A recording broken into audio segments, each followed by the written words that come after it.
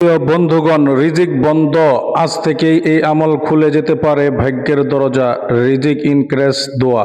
আপনি কি অনেক পরিশ্রম করছেন কিন্তু টাকা হাতে থাকছে না? রিজিকে কি বারবার বাধা আসছে? দোয়া করছেন, চেষ্টা করছেন, তবুও যেন কিছুতেই উন্নতি হচ্ছে না। আজ আমি এমন একটি কোরআনি আমল শেয়ার করব যা একজন হতাশ মানুষের জীবন বদলে দিয়েছিল। ভিডিওটি শেষ পর্যন্ত দেখুন, কারণ শেষের আমলটি হয়তো আপনার জীবনের মোড় ঘুরিয়ে দিতে পারে ইনশাআল্লাহ। একটি গ্রামের দরিদ্র যুবক ছিল। সে প্রতিদিন কাজ খুঁজতে ছিল, কিন্তু কোনো কাজ স্থায়ী হতো না। একদিন সে গ্রামের একজন আলেমের কাছে গিয়ে বলল, হুজুর, আমি চেষ্টা করছি কিন্তু রিজিকে কোনো বরকত পাচ্ছি না। আলেম তাকে বললেন, প্রতিদিন ফজরের পর সূরা ওয়াকিয়া পড়বে এবং আল্লাহর উপর পূর্ণ ভরসা রাখবে। এরপর যুবক নিয়মিত আমল শুরু করলো। কয়েক মাস পর সে একটি ছোট ব্যবসা শুরু করলো।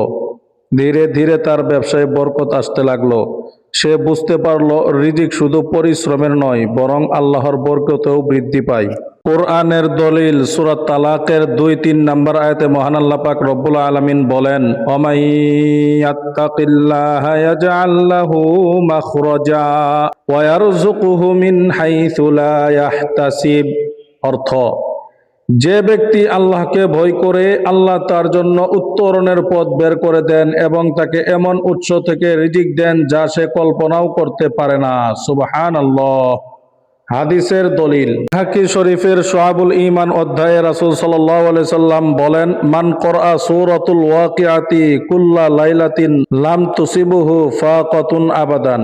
অর্থ, যে ব্যক্তি প্রতি রাতে সূরা ওয়াকিয়া পাঠ করবে সে কখনো দারিদ্র্যের সম্মুখীন হবে না। আলহামদুলিল্লাহ। মুহাদ্দিসগণদের মধ্যে সনদের ব্যাপারে মতভেদ রয়েছে, তবে ফজিলতের আমল হিসেবে অনেক আলেম উল্লেখ করেছেন। প্রিয় দর্শক, আমরা অনেক সময় মনে করি রিজিক শুধু চাকরি, ব্যবসা বা পরিশ্রমের উপর নির্ভর করে, কিন্তু একজন মুমিন জানে আসল রিজিকদাতা একমাত্র মহান আল্লাহ তাআলা। মানুষ দরজা বন্ধ করতে পারে, কিন্তু আল্লাহ যখন দরজা খুলে দেন তখন কেউ তা বন্ধ করতে পারে না। আজকের এই যুবকের ঘটনাটি আমাদের শিক্ষা দেয়, আল্লাহর উপর ভরসা ছাড়া শুধু দুনিয়াবি চেষ্টা কখনো পরিপূর্ণ ফল দেয় না। যখন বান্দা আল্লাহর দিকে ফিরে আসে তখন তার জীবনে বরকত নেমে আসে। রিজিক বৃদ্ধির জন্য গুরুত্বপূর্ণ আমল, প্রতিদিন ফজরের পর সূরা ওয়াকিয়া পাঠ করা, 5 ওয়াক্ত নামাজ ঠিকঠাকভাবে আদায় করা, হালাল উপার্জনের চেষ্টা করা, আত্মীয়তার সম্পর্ক বজায় রাখা। হাদিস শরীফে রাসূল সাল্লাল্লাহু আলাইহি সাল্লাম বলেছেন, যে চাই তার রিজিক বৃদ্ধি পাক এবং আয়ুতে বরকত হোক, সে যেন আত্মীয়তার সম্পর্ক বজায় রাখে। বুখারী শরীফ 5986 নম্বর হাদিস। এই হাদিসটি সহিহ মুসলিম শরীফের মধ্যে রয়েছে।